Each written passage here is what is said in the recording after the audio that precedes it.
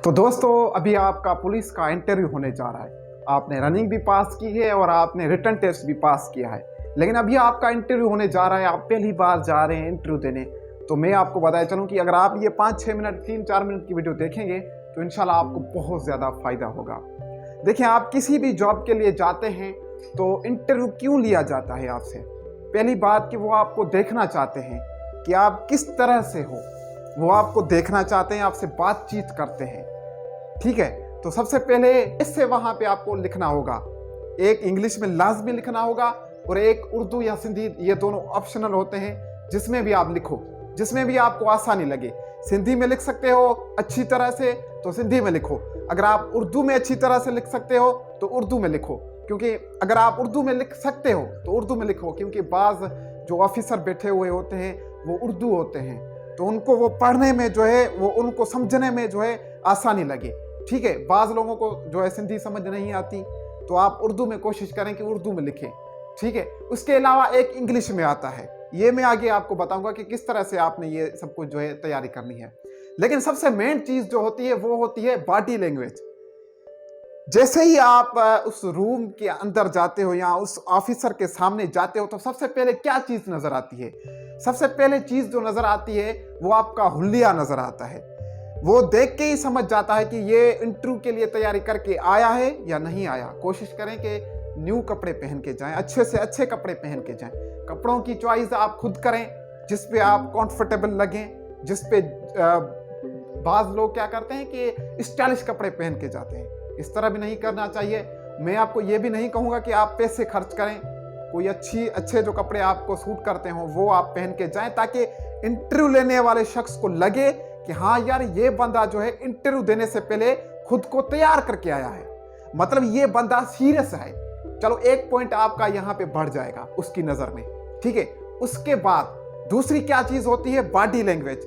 यही चीज होती है कि जब आप वहां पे जाके बैठते हो, सबसे पहले जाओ तो आप सलाम करो। अगर वो आपसे हाथ मिलाना चाहें तो आप उनसे हाथ मिलाओ, वरना नहीं मिलाओ, क्योंकि बाज ऑफिसर ऐसे होते हैं जो हाथ मिलाना पसंद नहीं करते। तो बिला वजह आप उनके साथ जो है हाथ मिलाने की कोशिश ना करो।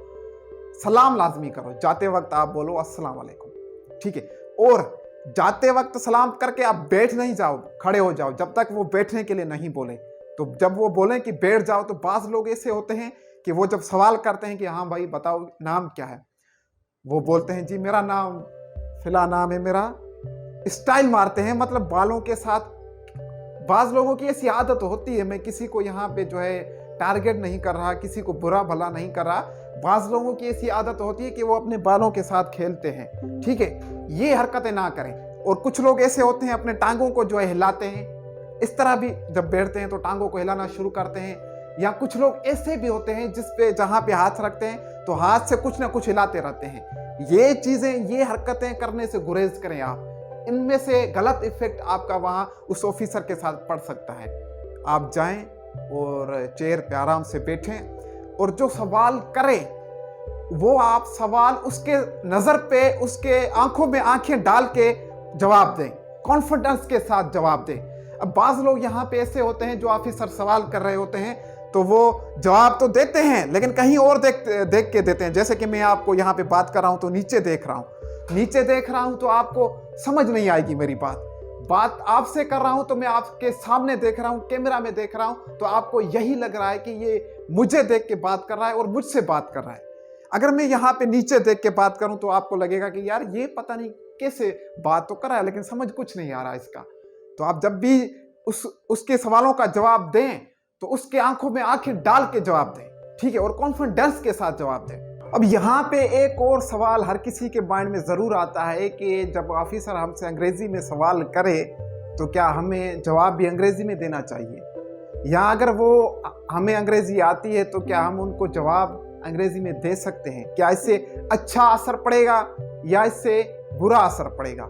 तो मैं आपको बताया चलूं कि अगर ऑफिसर जो आपसे सवाल कर रहा है, अगर वो आपसे अंग्रेजी में कर रहा है, अगर आपको भी अंग्रेजी अच्छी आती है तो इस सूरत हाल में आप अंग्रेजी में जवाब दें। अगर वो अंग्रेजी में कर रहा है, आपको नहीं आ रही, तो आप टूटी फूटी इंग्लिश के बजाय आप उसको उर्दू में जवाब दें। इंग्लिश के बजाय आप उर्दू में जवाब दे सकते हैं। अगर आप टूटी फूटी इंग्लिश बोलेंगे एक तो वो आपको आएगी नहीं ठीक तरह से, ठीक है। यहाँ पे आपका गलत असर पड़ेगा उस ऑफिसर के आगे, वो यही सोचेगा कि इसको इंग्लिश नहीं आती। अगर आप उर्दू में उसको अच्छी तरह से जवाब दोगे, भले ही उसने इंग्लिश में सवाल किया, अगर आप उर्दू में जवाब दे रहे हैं तो भी कोई बात नहीं है, आप उर्दू में उसको जवाब जो है दे सकते हैं।